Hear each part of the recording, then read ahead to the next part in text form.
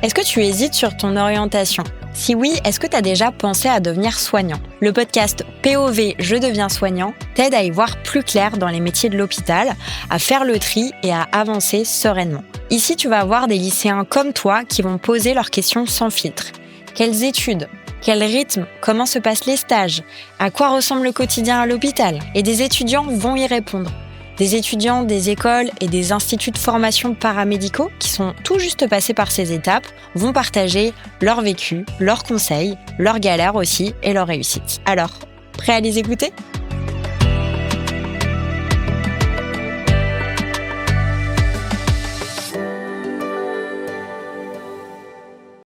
Bonjour, je m'appelle Jamila. À quoi ressemble le rythme de ta formation entre les cours, les stages et les révisions ?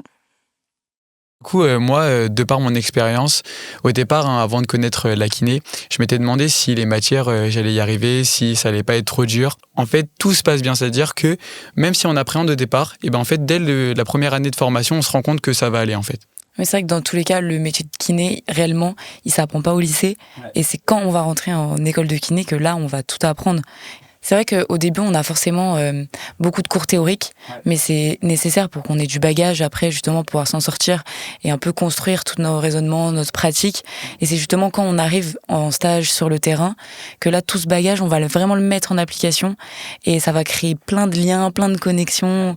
On va se rendre compte que c'est vraiment comme ça que ça marche.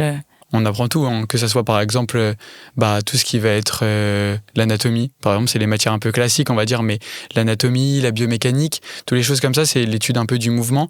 Et en fait, on va les apprendre dès la première année de kiné. Et c'est vrai que c'est important parce qu'en fait, quand on va après ensuite aller en stage, c'est important de pouvoir avoir déjà des connaissances. Et comme on a un peu abordé, la communication, par exemple, c'est quelque chose qui est pas forcément...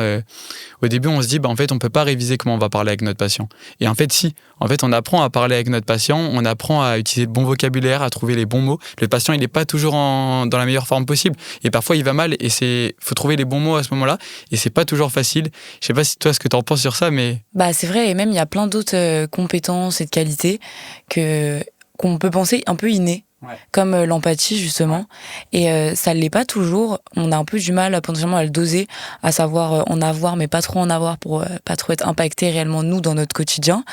Et c'est quelque chose réellement qu'on va apprendre à l'école, apprendre sur la pratique, sur le terrain, au stage. Ouais. Et du coup c'est pas inné pour tout le monde, donc il y a encore une fois pas de prérequis réellement à avoir. Parce que c'est vrai qu'au départ, on apprend en théorie à l'école, mais en fait, à un moment, il faut bien aller en stage. Et en fait, on apprend plein de choses en stage. C'est-à-dire que ça soit la vraie pratique. Par exemple, en fait, au départ, on l'est sur nos camarades. C'est-à-dire qu'on va faire de la pratique à l'école, sur nos copains. Et c'est vrai que c'est différent d'un vrai patient qui a un vrai problème et qu'on va devoir toucher pour la première fois.